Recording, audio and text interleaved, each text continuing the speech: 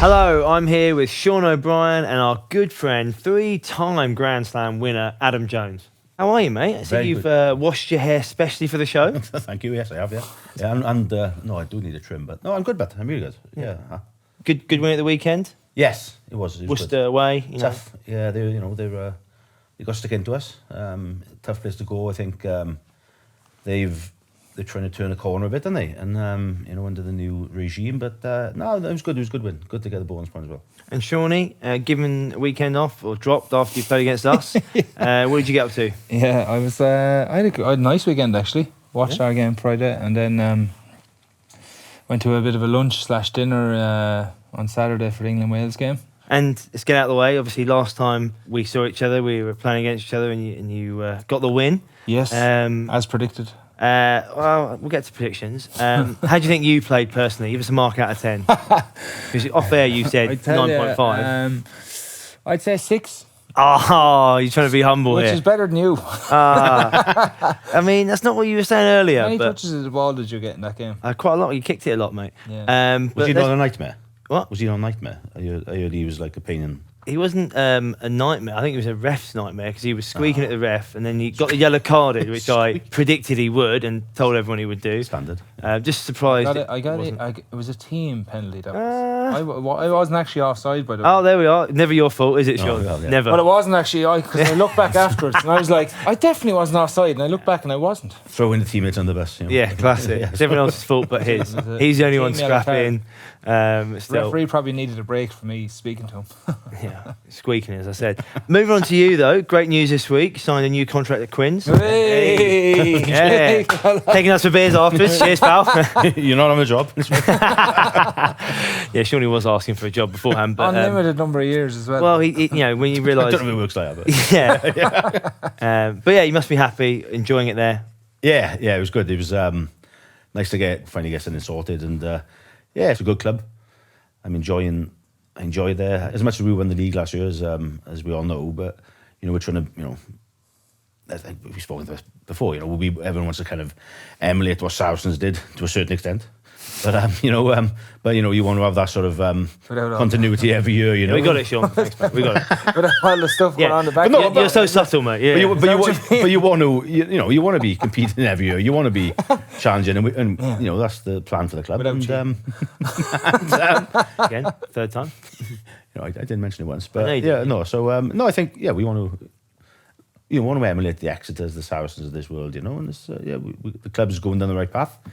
It's going to be tough for the next couple of years with the salary cap and whatnot and coming down, but it's a good place to be. Well, congratulations from us. Thank you, Alice. It was another great weekend of Six Nations rugby. Shawnee, you said that you would do a musical roundup. So, what have you got for us? Yeah. You promised us, actually. To be continued. Well, no.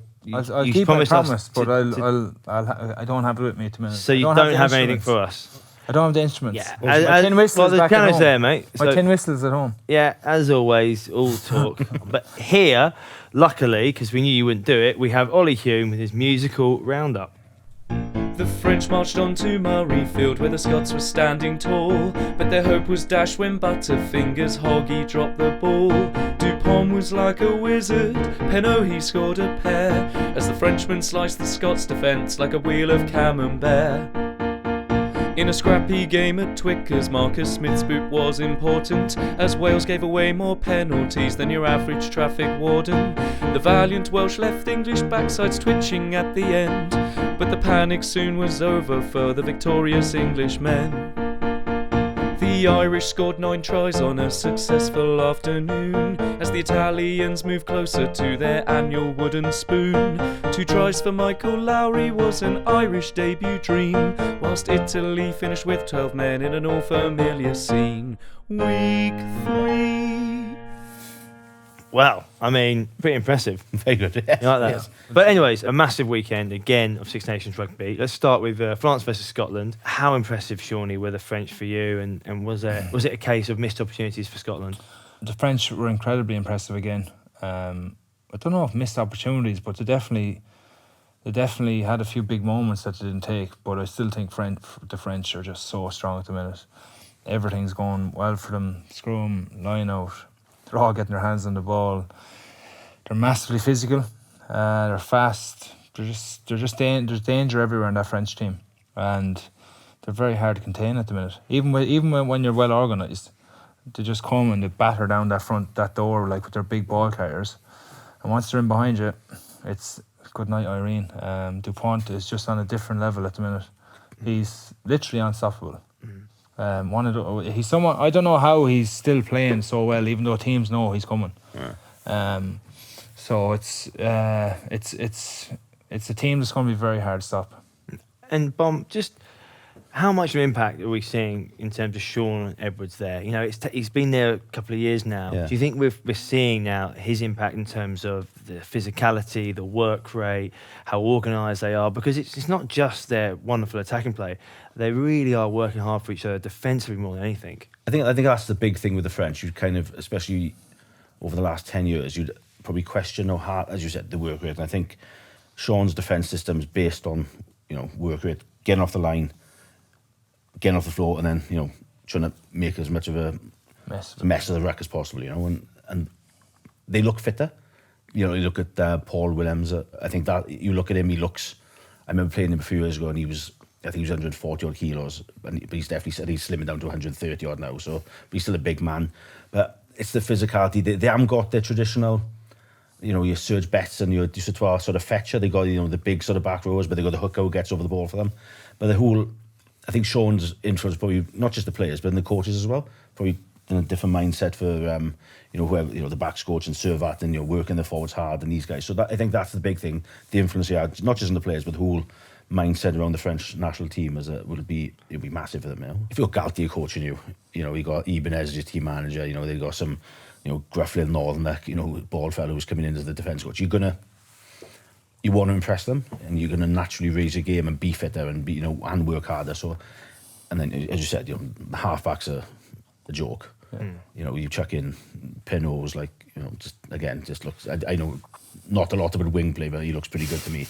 And even the dude with the skull cap who played against Ireland, he was unbelievable. My players, unbelievable. Just over the ball, just looks like nothing, but then unbelievably competitive over the ball, and you don't see that from France. I think that management team, as well as you just said, is massive, because all the players that are in that coaching setup at the minute have done it at the highest level. The other thing was the majority of them. There's no one I can think of that wasn't a hard worker, that didn't stand for what they're trying to do now, and that's the difference. Maybe in the past, French coaches were very easy on players, and that's why they were so up and down. You had to get this unbelievable French team one day and a very poor one the next day. I think the standards that the coaches have themselves probably has affected that team now, and those younger guys who are 24, 25. I think Alder is only 24, is he? He is. He's really young. So it's just they're playing with no fear. They're full of confidence. They have the things that you're talking about now, the bit of structure around kick chase. Shaun Edwards, unbelievable defence coach, has him smashing people. So they have those few bits and pieces that they were lacking for many years, and now it's starting to click like. Shawnee, Scotland, what went wrong for them, and will they be disappointed? Yeah, I think they'll be disappointed with lots of aspects. The first French try that they got in that left corner, I think they'll look back on that, and I think Steve Tandy will probably be having a lot of harsh words with people. Yeah, they're very one pace going back like. Sorry, just on that, there was a bit of talk about Finn Russell on that, where he sort of chases up and then they go past, and at no point does he get back behind the ruck for 3 or 4 phases. If he's not expecting to make big hits, but if he's one of their leaders, is that a worrying sign for Scotland? It absolutely is, 100%. As one of your key guys, you have to, if he demands what he demands, let's say an attack that we all know at times, he has to demand it of himself going backwards too. Like he put a kind of a loose kick in, to be fair, and then he's wandering up to the ruck, not really like pointing out anyone, not really doing much. Dupont goes out the left hand side. The next minute, he's nowhere to be seen when they get back there. But again, it wasn't just him. You see, everyone just one pace. There wasn't a desperation in Scotland's D early on in the game, I thought, to get back to a point, to get off the line again and go stop momentum. So I think they'll be upset with a lot of bits like that, I think, within the game. I don't think Scotland are about that either. They always work hard, But you just didn't in that early parts of that game. Moving on to England-Wales at Twickenham. A big shout out to Ben Youngs, becoming the most capped English player in history. Shaun, you played with him on the Lions tour. Yeah. You know, he's an unbelievable player, but to have that longevity as well is incredible. Yeah, he's a class guy, class player. You know, great fun.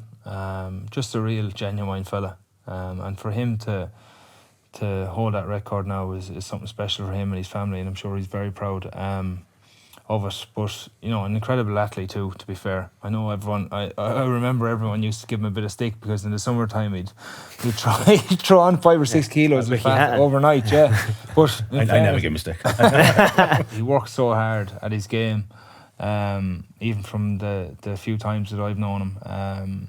You just see what he's about, and he's one of those. He's one of the leaders within that England camp, and there's plenty of life left in him yet.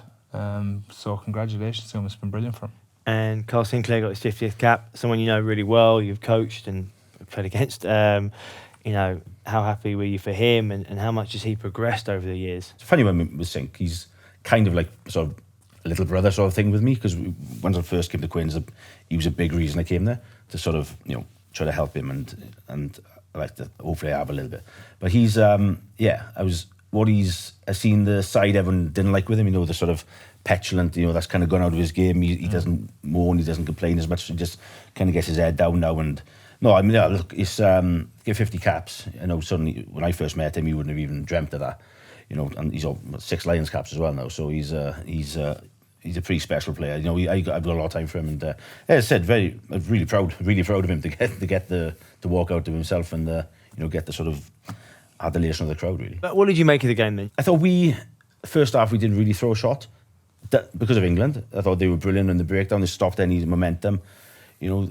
And you can complain. In the second half, I thought we were better. You know, we were quicker to the breakdown. We got quicker ball. I thought Thomas Williams injected a bit, and Hardy again. But you know, we played a bit more, and I thought we were in a shout of winning it in the end. You know, there's a few scrum penalties, and there's the try. Domis's try was was a lot of stuff around your man there. But I just thought England were good in the first half, and they kind of just squeezed us, and we couldn't get the ball because we kept turning over. And Marcus kept knocking the 3-6-9, and that just kind of took the game away from us, you know. Shawnee, you know, what did you make of it? What did you think of England, really? I still think they're not penetrating early enough to get over the gain line to get a game of unstructured stuff. Like it's all well and fine going out the back and playing out the back of 2 forwards outside you when Marcus is there. But defences at that level are so well organised. They're just going to go and shut down the next pass. So you have to get over the gain line first. You have to have your breakdown correct as well. And I thought Wales in the second half slowed up their breakdown in the first 2 phases, which was a lot better. And then it doesn't give England that momentum that they need. But when they get their tails up, a couple of good carries, Dombrant, Itoje one time, then they play on the front foot, and then they become dangerous, and they have options at the line then. That's the type of game they want to get into, I presume. But you need to go forward first. You need to get that way first. I've never seen a second row be that influential. I've seen good second rows in attack and stuff, but I've never seen a second row be that influential in the game consistently all the time as Itoje. He's something like I've never seen like it. I think he's different level to what I've seen. Like, you know, we've had different captains and good leaders and all that too. But as for influence in the game of rugby, I've never seen it like it. And you know, I'm talking. I've watched a lot of rugby over the last 40 years, and what he does on the field to affect the game from a second row is absolutely bonkers. You know, it's unbelievable. You know, and I thought he was the key. Certainly, first half, he was key to it, just slowing everything down and just being that sort of general nose. You know, what he is, and you know, some people won't like it, but God, I'd imagine he's an absolute dream to play with. But moving on to Ireland, Italy. Obviously going down to 13 men very early. Shawnee, just explain exactly the ruling and how it happened. Look forward to this. Yeah, so the hooker obviously went off injured, the starting hooker.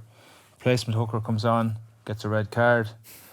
He has to be, scrums go uncontested, but it has to be a front row player that comes onto the field. So they have to bring on a prop, there's another sub-prop, and take off a player to leave it at 13 aside, which is, in my opinion, it ruined the game. But the ruling is there to stop people messing around with uncontested scrums and getting to that place, and maybe in back years ago you could bring on a back rower, for instance, for that hooker. Or even put a centre in there. Yeah, you could do what you wanted because it wasn't. But now the ruling is that you have to have three front row specialists in the front row, even though it's uncontested. That's the weird bit. I found. Yeah, I don't know. I haven't accounted it much as a coach in there, but it's a strange one to me. I think then a lot's been talked about it in terms of it's like a double whammy for Italy and disaster. And obviously the red card, that's their own fault. But then to have to have 8 people in the scrum and then to go to 13 men is just, it ruined the game. And I think the problem for people is if you switched on the TV for the first time to watch rugby, you'd be thinking, this is shambles. What am I watching here? And it's not the ref's fault. No. Okay? It's not Ireland. It's not Italy. No, World Rugby need to look at that. They have to look at Yeah, this because you can't have test matches like that. Yeah. To lose it being changed. To lose a play, you don't need to lose. Yeah. And the other thing, it didn't bring the best out of Ireland too. It doesn't bring the best out of the opposition. You know what I mean? Everyone was like, I was looking at the Ireland shape, for instance, at one stage. I was like, just everyone wants to touch the ball here now because I think it's turning into a game of sevens. Yeah. And it's just a bad game to watch then. Like. And Bomb, lots been made of Italy being in the Six Nations, talk of promotion, relegation, South Africa joining. I know it's another defeat. I think it's 35 defeats in a row for them. But actually, their fight, in a sense, was actually one of the more impressive things from them this tournament and for the last year or two. It's hard, isn't it? I understand both why you'd want to bring Georgia in or why you'd want to keep Italy or the playoff or whatever. I get it, but we haven't made that decision. So let's not get on Italy's back every time. They haven't got the strength of the rest of the nations. They haven't got the money that gets ploughed into them. They haven't got the infrastructure. They haven't got the history. They haven't got the players. So let's not go as soon as they lose a game, all right, let's get Georgia in. Because let's be honest with you, it's not going to be like, it's not as if, I don't think South Africa should come in, but I don't think bringing Georgia in is going to be able to make it any more competitive. Georgia are going to get bet every week too. Yeah, so it's not going to make them any more competitive, So it's like, I just, I wish they'd just give Italy a bit of a bit of an easy ride. Not an easy ride, but get off their back a little bit, I think it was hugely impressive the way they went about it, down to 13 men. You watch you tackling machines in their You watch their anthems. Every time you play them, you see them. They're so passionate. What it means to play for the country, in this competition, it's everything for them. So it's not why. And they are lacking a bit of experience. Previous years, they've had some experienced players that they are obviously struggling a bit more so now. But just talking about Ireland, obviously Michael Lowry, first cap, scored 2 tries. It's great to see. There's still a place for small men. Could he be the new Shane Williams? People are talking about, but just very impressive. Right? Yeah, he was very impressive, and he's been playing brilliantly for Ulster. And he's so dangerous. Step off both feet, running a full pace. He is one of those guys that's like hard to manage. And he's small, but like he's incredibly hard to tackle actually, because he's ducking and diving into these holes. Big men as well have to get down so low to get him now, and he deserves his chance. I was delighted for him to score 2 tries. Now, Bon, we knew you were coming along, so we put it out on social media if anyone had any questions, and we've had thousands. Bombarded with questions. Yeah, there's so many. Bombarded. See what I done there? Yeah, I mean, you didn't. I did. You did not know. I did. Yeah, we've had more questions than reviews of Shaunie's book, but anyway, Spence. I'm glad you appreciate that. Spencer Lloyd has asked, who was the best player you played with? Shane Williams, yeah, I think. Just unbelievable Yes. talent. Just give him the ball. And it was the amount of times you were just in a panic and just like give it to the 5'8" guy who's 12 stone is ridiculous, and he'd do something inevitably. Whether it was your Neath, Ospreys, Wales, or the Lions, to be fair to him, great player, strong, deceptively strong. Yeah, if your man Lowry has anything like Shane, I think Ireland got something special. Yeah. I mean, he was bloody good on Rugby 08 as well. Rob Jones 8907. Would you ever accept a role in the Welsh coaching setup? And why haven't they asked you yet? We'll just go with the first bit, maybe. Yeah, I think I would at some point, but I'm in no rush to leave the Quins. I think as we all know, it's a great league to be involved with, and I'm in no rush to go back and coach in Wales. Nice. Matty.2. Is it better to prop against Joe Marler or coach him?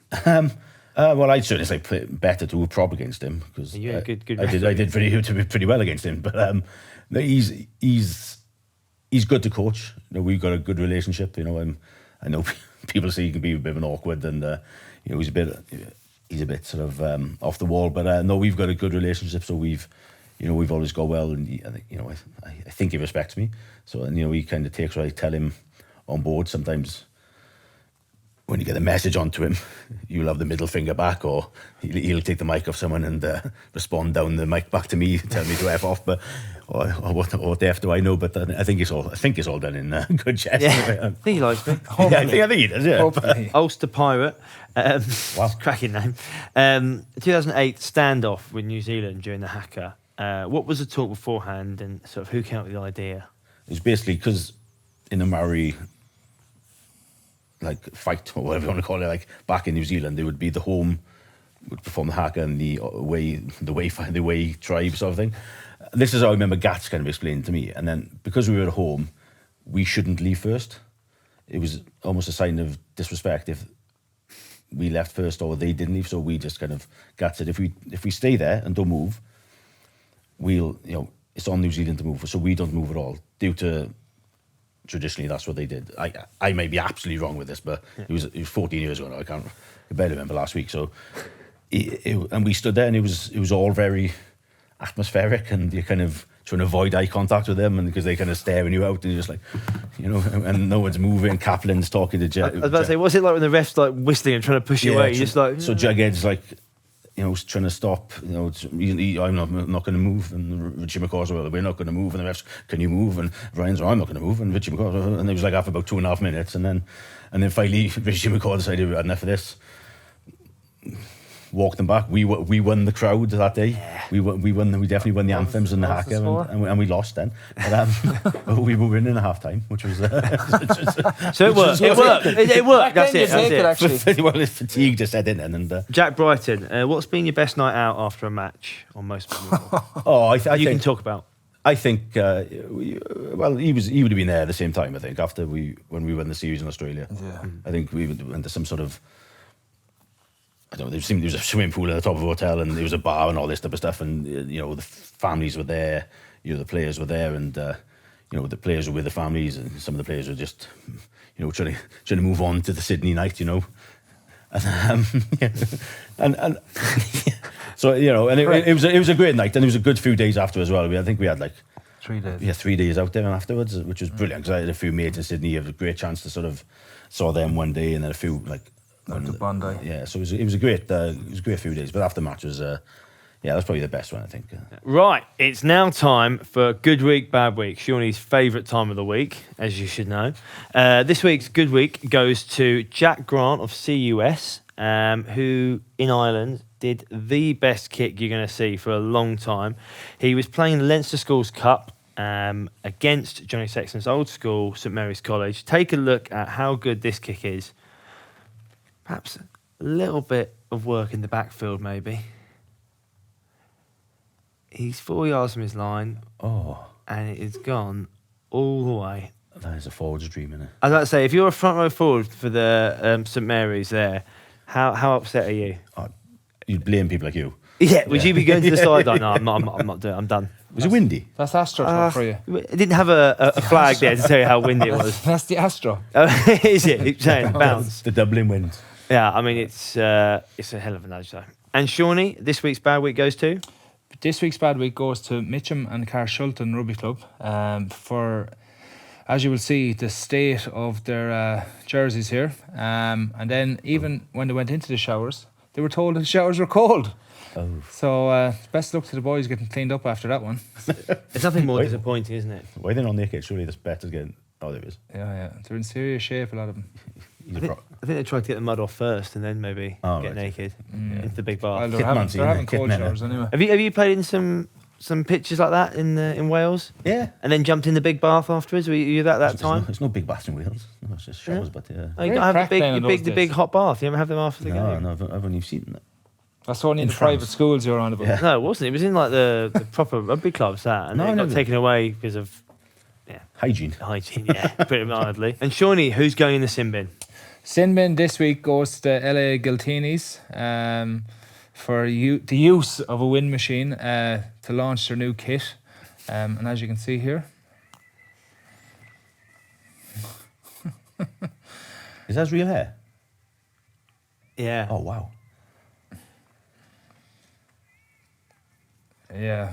You got to like getting the guys who are rehabbing involved as well with the crutches, which is always good. Time now for a quick game of Beat the Bomb.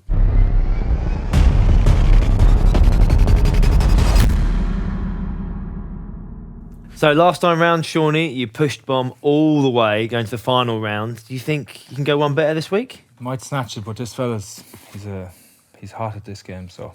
So, yeah, he was on Mastermind. Yeah. Simply put, it is beat the buzzer. First one to buzz in wins. First to 5 wins the competition. Lovely. Here we go. Let's go. First time we've seen these questions. It is, genuine. Since the tournament became the Six Nations in 2000, who has won it the most times? I think that was you. I think it was Shawnee. That was Shawnee. Guess, Shawnee. That's wrong, isn't it? Wrong. It can be passed over. England. I'll give a bonus point as well if you can guess how many times. Do I get it? Because Yeah, you get was it it right. England? It's England, yeah. 5. No, 7. Oh. I like that. Very good. How many have you done? 4, I think. Wales. 7. Oh, Was it? general. 6. Anyways, 6. moving on. It's not the conversational part here. Sorry, man.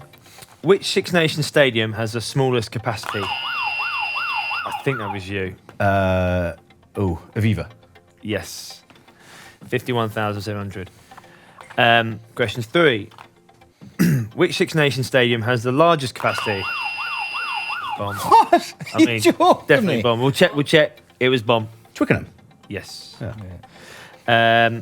Question 4. It's 3-0, Shawnee. You know what a whitewash means? It's a naked lap. Which is, look at the excitement. He's like, I'm not the buzzer. Buzzer's not walking. As much as we love to see a naked lap. Look at the questions, quick, Bomb. Here we go. Which Italian was named the 2011... Oh, no. Teresa. No. I'll finish the question. Please. Which Italian was named the 2011 Six Nations Player of the Championship? Oh. He scored Italy's late try in the first ever championship win over France. Oh, I can't get it back. How- 2011. How many Italians does he actually know from Castro 2011? Giovanni. No. Massey. It is Andre Massey. Massey. Yeah. Just had to be 14. patient. Andre Massey. Although, to be fair, finding a question that isn't Parise I know. is impressive. Or Castro. One of the two. Okay, moving on. Question 5. Which player holds the championship try-scoring record? Of Six Nations. Oh, Answer. don't know. Carry on. Take a guess. No. Do you want the whole question then? Yes, please, Alex. That'll be good. Yeah. Which player holds the championship try-scoring record with 26 tries? O'Driscoll. Yes. What? I just asked you, is it Six Nations? I couldn't answer. No. I couldn't answer the question. He was in there, so I can't say anything. Championship. It's championship try-scoring record. Of course, it's a Next Six question. Nation. It's 4-0. Disgrace. It's 4-0. He's your teammate for like decades, wasn't he? Disgrace. Go So on. if he gets this, it is a win. And Naked. I'd love to see a naked lap, plus our steak and wine dinner, but not you naked. Oh, imagine that. Who was head coach of the Ireland team when they won the 2000? Declan Kidney. Yes! 2001. And 9 Six Nations Grand Slam. Thank you. Thank you. 5-0. Shawnee, what do you make of that, pal? Good game, bud. It's a setup. What do you mean it's a setup? Setup. How is it a setup? I know something was happening here when I came in here tonight, so you've seen the question. I wasn't here tonight. To be very I clear, know we you were were. here first, me and you. Okay, Bomb came later. Anyway, fair play, Bomb. Well done. Naked Lapo. Are we allowed to do that? Apparently not. It doesn't air late enough, and no one wants to be scarred for life, I think. But Shawnee, you just have to do it in your own time when you're singing "Shallow" in the no pub. problem. eh? No problem. Thanks to Bomb and Shawnee for joining us. Bomb, great to see you. Best of luck with the rest of the season. This has been the House of Rugby, brought to you by Joe.